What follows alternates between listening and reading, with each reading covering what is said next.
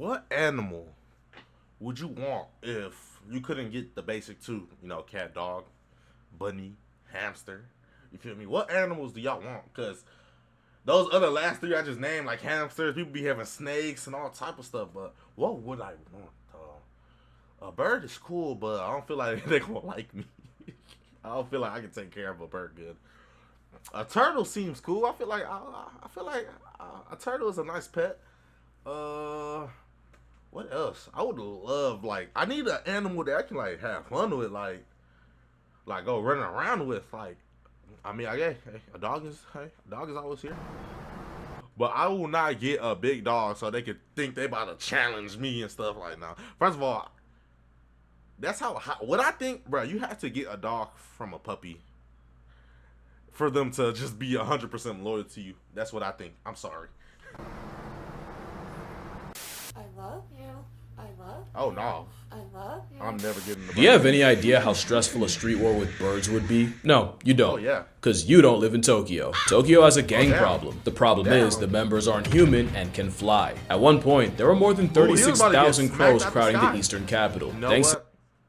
Let's not do that. You smack one at the sky, 1,000 is going to be on your door. The massive amounts of trash produced by the city each year. Crows are basically monkeys minus thumbs, but with unlimited airtime, and as corvids, along with others like ravens, jackdaws, and magpies, make up the smartest group of things with wings on the planet. Smart enough to use cars as nutcrackers, only to collect when the walk sign's on, and smart enough to memorize garbage routes for different parts of the city, just to snatch trash before the workers do. But a habitual feather menace won't just wait for you to trash it, as Tokyo crows have robbed people to steal their loot. The bird called Garasu has bloodied the faces of school children while trying to make off with candy, and have even broken into classrooms to raid lunchboxes. They'll also storm zoos for a living lunch, often in the form of kidnapping baby prairie dogs and ducklings. Not to mention they'll attack livestock, pecking at the udders and causing cuts that can lead to infection. That is if they don't just bleed out. In 2017, Tokyo's government received over 600 complaints of civilians thrashed by the aerial urbanite, with most coming in the spring, their nesting season.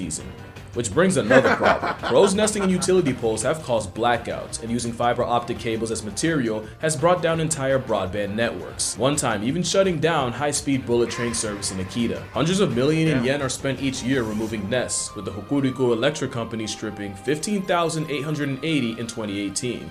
Yet somehow the crows seem to shake it off. How?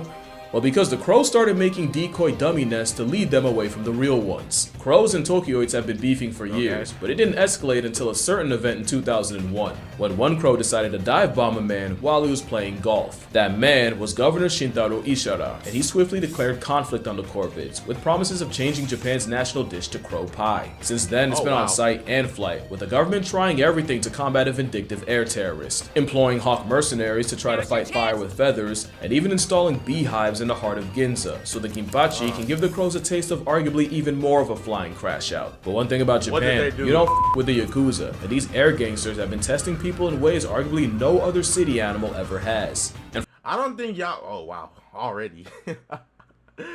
Yeah, I don't even think they like ice cream. for all humanity's hubris, this might be the one time we have to eat crow.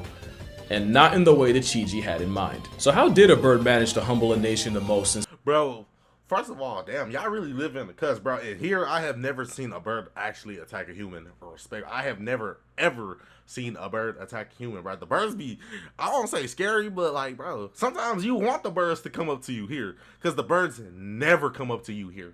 Let's be in America, I promise you, the birds do not come up to people here.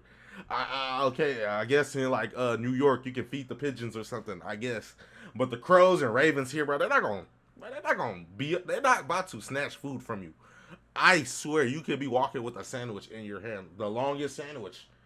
They will not do nothing to you, I promise. the Emu War of 32? Because at least emus are damn near dinosaur size. no. Well, like almost everything else, it started with our garbage. Tokyo produced 3.52 Look how million metric big tons they of are, trash bro. in 2001, and in 1994, the government switched from black So y'all plastic just bags for leaving y'all curbside trash? pickup to semi-see-through calcium carbonate options. The intent was to reduce environmental impact, but a consequence was the scavenge happy could now see what was in the bags and had a much easier time finding takeout. In recent years, Tokyo has seen a rise in bears and boars commuting into the city for trash, and wild macaques have continued to be a problem. But according to a wildlife management study out of the Y'all are having a terrible time in Tokyo. Y'all talk about bears and wild boars, bro. We don't not have to deal with that in Texas. So 10 major we're invasive good over species, here. it was crows that caused the highest percentage of harm, and it was also crows that people were most in favor for lethal measures against. The gag is, crows in Tokyo aren't invasive, people just hate them off principle. But if just liking trash was the only barrier of entry, Japan would have more problems than a flying black Air Force. That's what I'm The saying. problem Look at is, this. crows had a counter for almost everything thrown at them. First is that crows have great memories and hold grudges. In 2006, remember that year, the University of Washington conducted an experiment where 7 crows were trapped and eventually released by people wearing scary masks. Not too long after, study leader Professor John Marsloff was strolling the campus with the mask when 47 out of the 53 crows he encountered violently rejected to his presence. Each following year, the number of vindictive, on-site campus crows grew and peaked in 2013. Even though at this point, they'd only see the mask twice a year for a few hours, and especially even though most of the crows on the offensive weren't even alive at the start of the study. It wasn't until September 2023 that the harassment eventually stopped, and it probably wasn't even that they forgot, just that it took 17 years for them to drop the vendetta. There's also the implication that crows can communicate so well that even those born after the study could instantly tell which masks meant bad. So yeah, that memory is good for more than just garbage routes. You do wrong by a crow, you're screwed for a very long time. Damn. Which Tokyoites have learned the stressful way. One man, Hiroshi Y'all Takaku, definitely saw a have couple a of his crow problem. colleagues being attacked by a few crows and fended them off by swinging his belt. The crows backed off, but the next day, they returned to work to find hundreds of crows posted up on their building of business waiting for them. So safe to say, conventional extermination doesn't really work on an animal that can learn the look of the workers doing it and will mob them on sight. They also tried Y'all really have a bad problem, bro. We have birds, yes. It is not this bad. I'm not even gonna cap. It is never this bad. Damn, I have never seen this much bird. Like literally, they're on damn near every inch of the sky. Damn. work on an animal that can learn the look of the workers doing it and will mob them on sight. They also tried traps where they bait the Hold crows on, with hold on. I know I didn't just. I was about to say. food like lard and then gas the captured crows with carbon monoxide. But not only was that method way more costly than it was worth, they didn't expect a group of goth tweeties named Murder to turn death into a life lesson. Crows have funerals, but not the kind that you think where they mourn the dead. In fact, they're more likely to okay, anyway. When a crow sees another dead crow, it'll often call out to the surrounding birds and they'll all gather around the fallen member to To see what investigate the happened. cause of death. A study even found that the sight of the deceased triggers activation in the part of the brain associated with higher order decision making. Because crows understand cause and effect, enough to realize that a threat to one is a threat to all, so they'll recruit others to investigate the cause of death. It's why crows will sometimes avoid a field for years if they see This is a past tense last video crow of there the day, once. so The same I'm study trying also to- found that crows will harass any human seen near the corpse, likely pinning the death on them, but will also do the same if they see a human with a hawk, probably realizing that a hawk and a human can equal a bad time. So mass crow killings barely put a dent in the population, and speaking of hawks, they weren't as effective as the government hoped, Because they as gonna although big jump enough them. hawks will murk crows, crows will use their numbers to effectively mob birds of prey and chase them off. You see where I'm going with this, right? These Flyinsteins had a counter for everything. The Tokyo terrors would avoid areas with traps, and any crow deaths were likely reported on and adjusted for by the greater crow community. And let me just remind you that crows were out here making decoy nests to slow their human ops down. Even with the crow cavalry falling from its near 40,000 population peak, in 2010 there were still an estimated 20,000 running the naked city, causing the government to get even more creative. like how. Okay, this stuff is really about to die. This is how bad it got. Tokyo had Please. researchers studying more Let than me finish the 10,000 video, different please. crow sounds and isolating the specific sound they make in response to a predator and playing those calls on loudspeakers near trash sites. Basically what pilot whales do to orcas, Japan had to resort to with a bird. But really the only thing that made a difference was regulating the very problem that caused it. People started covering their trash with blue protective tarps, and Utsunomiya University professor Shuei Sugira Why helped is the develop trash just on the floor? Do y'all not have like? I guess. I mean, this is the main city, so like, where would you put your trash at? But like, just on the sidewalk? I just throw it on the street, bro. Like, a special yellow garbage bag that the crows New York be couldn't doing see this through. too. And it had to be a very specific yellow or else it wouldn't work. Many places like restaurants in Ginza pivoted to having their garbage collected at night instead of the crows' prime time of late morning. But by far, the most effective measure was just making less trash in the first place. And Tokyo's 3.52 million metric tons of trash in 2001 was cut down to 2.45 million in 2024. Eventually, the crow numbers would start to chip away, and in 2026, the population is only 20% of its peak 2 decades ago. That was the only way a trash terrorist was going to be beat, as bird experts noted that the traps would only work on younger, dumber crows, and that the birds even figured out how to work around the protective tarps. But some experts were. Yeah, hold on. I'm about to charge my headphones real quick. Alrighty, we are back. I just let my headphones charge for the last like 20 minutes. Watching reels on Instagram. Worry that the war isn't over, that it's only a matter of time before the next wave of street smart crow fiends rise up again. Crows are just too smart to be defeated by conventional methods, because crows are not a conventional bird. In fact, they might have the most unconventional form of self-defense. Crows are the biggest trolls in the animal bird. In fact, they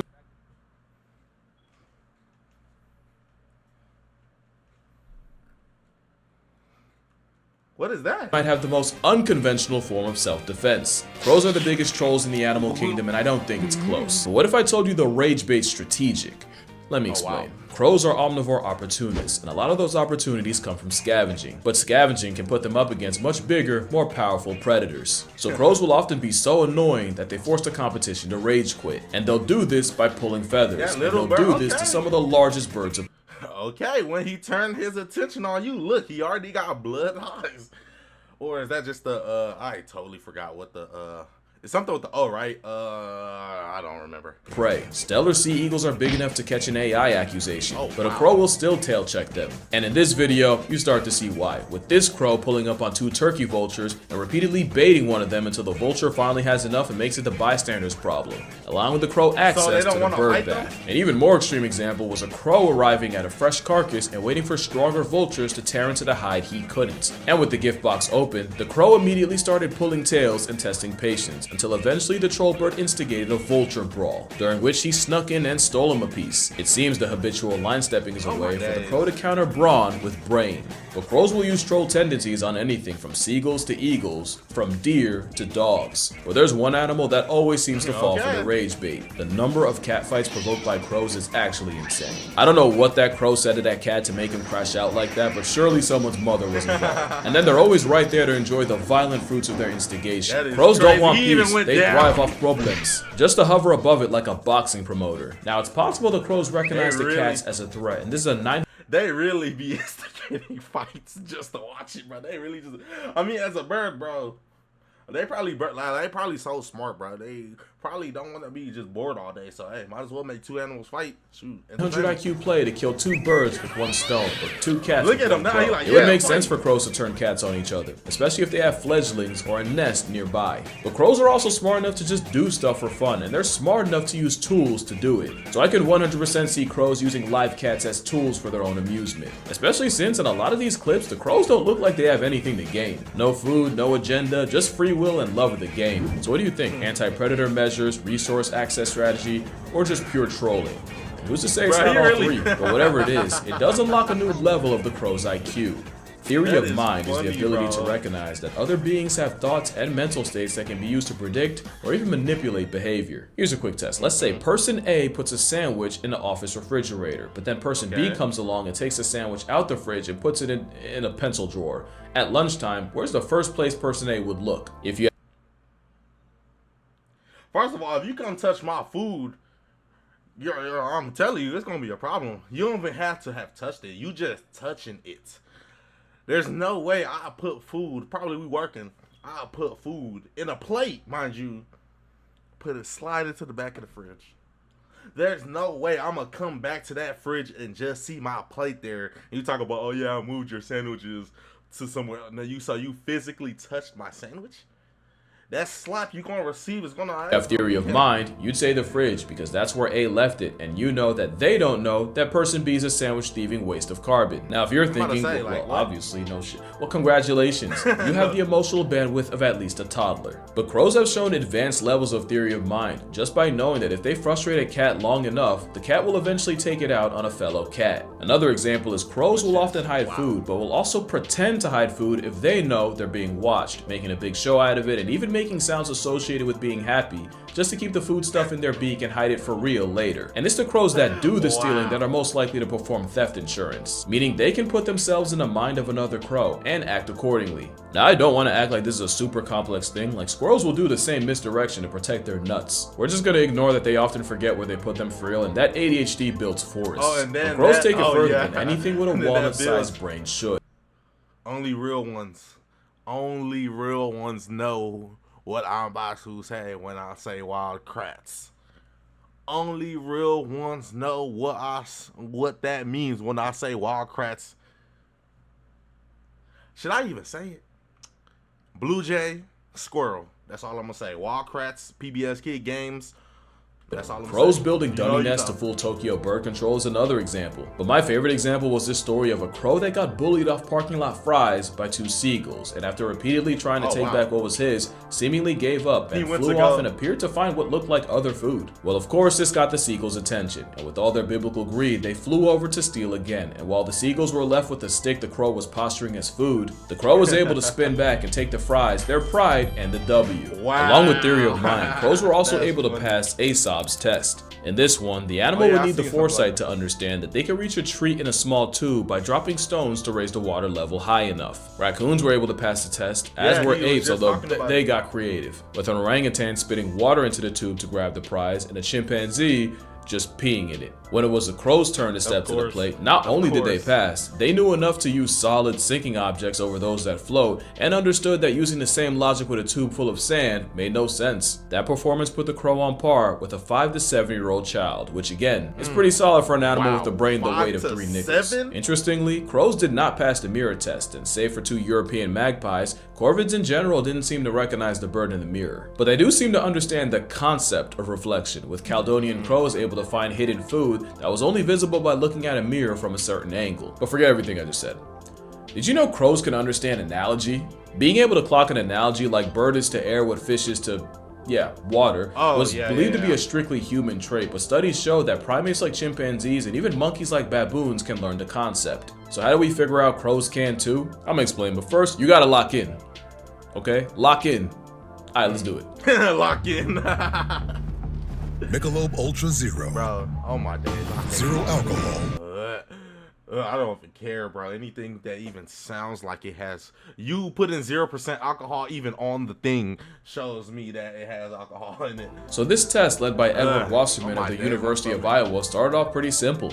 First, they trained 2 hooded crows to match the correct card to the sample card. They'd have 3 cards and 2 cups. The card in the middle would be the sample card, and it would be something like 2 blue circles, and the 2 cards would be on top of the 2 cups, and one card might be something like 1 red and 1 blue circle, and the other one could be a square and a triangle. See, now the crow would have to understand that the correct card would be the one that also has 2 circles, and picking the right one would reveal a juicy mealworm at the bottom of the cup. The other cup contains nothing, because wrong answers deserve nothing. Another example would be if the middle card had 2 pink squares, and option 1 had a pink circle and a pink triangle, and option 2 had 2 green triangles, then the correct answer would be the one that also has all pink. The crows passed easily. Okay. But that wasn't the experiment. That was the warm-up. Because I just described identity matching to sample, IMTS. The real test would be if they could solve relational matching to sample, or RMTS. RMTS basically means if the sample pair is AA and your options are BB and CD, then the right answer would be BB. You would pick BB. If the sample was CD and your options were EF and GG, you'd pick EF. See, now that's analogical thinking. Hey, what? Huh? Oh, I just died. And your options were EF and GG, you'd pick EF. See, now that's analogical thinking, because AA and BB aren't literally the same, but they are in terms of the relationship the letters in the pair have to each other. So right here, the crow would have to understand that because the sample card has 2 different samples, then the card with the reward would also have 2 different shapes. Nice. Alright, try it again. Bueno. Now you want to hear the kicker?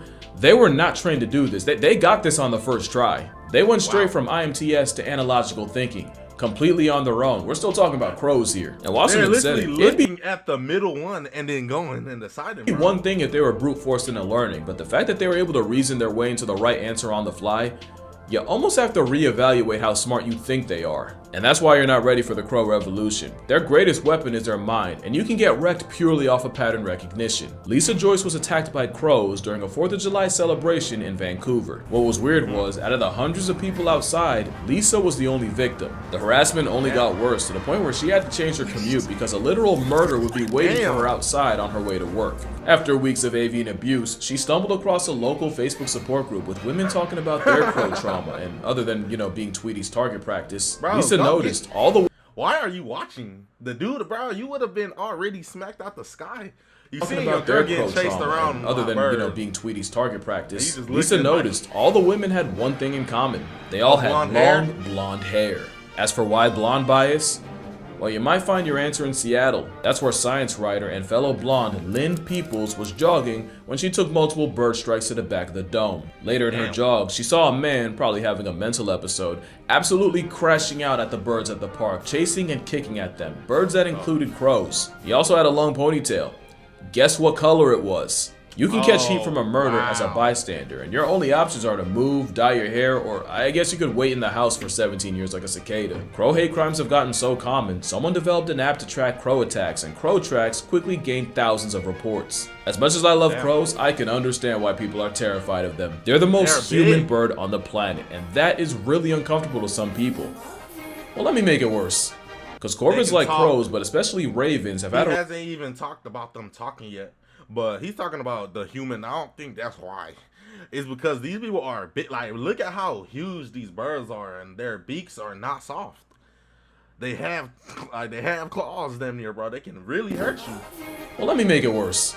Because corvids like crows, but especially ravens, have had a relationship with wolves that is eerily familiar. You see, corvids will scavenge off wolves' leftovers, but often it's the flying dry snitch that leads the pack to them in the first place. In return, the wolves seem to tolerate the birds picking at the meat once the wolves have ripped it open. But it's not just a business relationship, as ravens and crows have been seen playing with wolves in Yellowstone, sometimes grabbing sticks to play tug-of-war, or sometimes even flying above the wolves to get them to jump at them. The birds seem to especially favor playing with wolf pups, and naturalists watching swear by corvids having emotional bonds with specific members of the pack. Not to mention Caledonian crows, the ones that pass the tube test, can not only use tools, but they'll build them, like with multiple steps. Like if you give a Caledonian a box with food and a bunch of sticks, but none of the sticks are long enough to reach the prize, the crow has the presence of mind to combine multiple sticks to retrieve the treat. That kind of compound tool use basically puts them at primate tier. So let's see here, able to use tools, hold grudges, wage straight up war, befriend wolves, understand analogies. Yeah, either they're the humans of birds or we're the crows of primates. And that's probably the Bro, that is so cool, bro. They literally biggest reason why people fear them. They're arguably the biggest threat to human hubris. That is if Thanos snaps us all out of existence, don't be surprised if we come back to a black Air Force in the driver's seat. And that's gonna do it for this video. Drink water, hug your mother. I for one welcome our imminent avian overlords, just for anyone watching. Acknowledge your father, and I'ma see y'all in the next one.